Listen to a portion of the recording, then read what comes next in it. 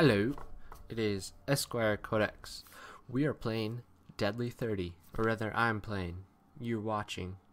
Deadly 30, just got this new game, got it in one of the bundles. It reminds me of an iPod Touch game I used to play back in the day. I think it was called Zombieville. Of course the side-scrolling, as you'll see this game is, the side-scrolling, killing waves of zombie is a pretty common type of game, so I'm sure it will remind you of something else. This game came out in January this year. It's fairly new. I don't know, it's enjoyable. It's nothing super special. Like I said, it'll remind you of plenty other games, so there's nothing super special about it. But regardless, it's pretty fun to play. To pick up and play a couple times, and if you get it cheap, definitely worth it. This is my first time playing it up here, so doing a few things, doing a few silly things such as healing myself already, which is coming up. Well, see, it prompts me to heal myself, and I was like, no, I have full health. See, there I went and did it, but I thought maybe I have to advance the game to do it by doing what it tells me. That's false. You're just stuck there at your base defending zombies during the night. That's why I couldn't go anywhere further. But enough of this game. Let's talk some books. As I have mentioned, I'm reading Ulysses, getting through it slowly. Tough book. Mentioned that as well. I am over halfway done. I'm getting there. I'm in an interesting part now. Just the way James Joyce writes, not the way he writes, the way he formats his book. He seems to cast aside normal writing format and just do whatever he wants. He writes with poor punctuation, such as when he says Mr. Bloom, he refuses to put a period after Mr.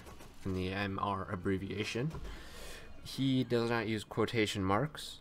He at times uses indents to describe someone talking. And then here, the interesting part I was talking about, it's written as a play, so every time someone talks, it's their name, and then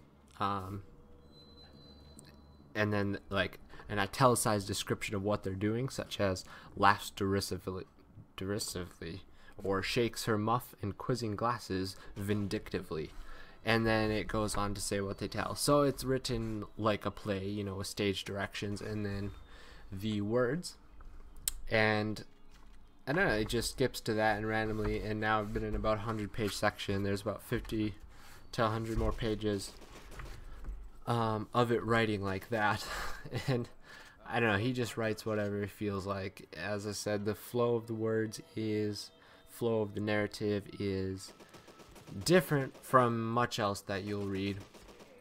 A little cohesion between sentences. It's just one thing to the next.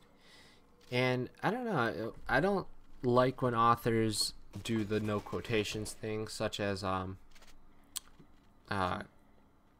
guy who wrote Cormac McCarthy, because I don't know, I feel like they're just taking liberties and saying, hey, look at me, I feel like I'm above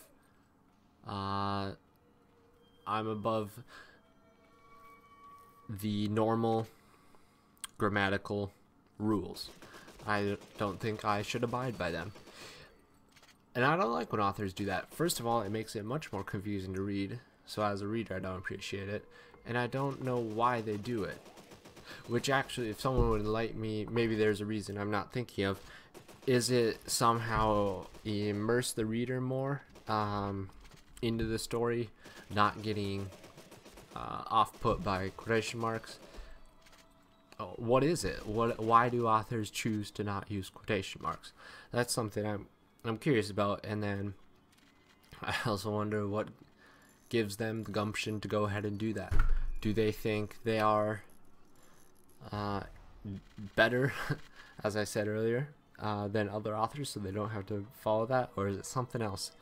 I really do wonder about that sometimes. So as I said, James Joyce doesn't use that. Hey, and maybe it's something Irish writers do. Maybe, you know, he was sticking to what all authors were doing in Ireland.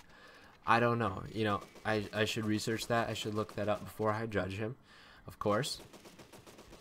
But yeah, definitely someone to look into it, because I don't get it. I don't get why you wouldn't just write with normal quotation marks in the normal way. Here I run out of ammo. It's becoming nighttime, and I have to force my way back. That's where things start going downhill. I think I pull it off, though. Anyways, as I talk about how there's no cohesion from line to line in this book, well, that's especially when Leopold Bloom is talking or thinking, or Leopold Bloom is the main character of that section.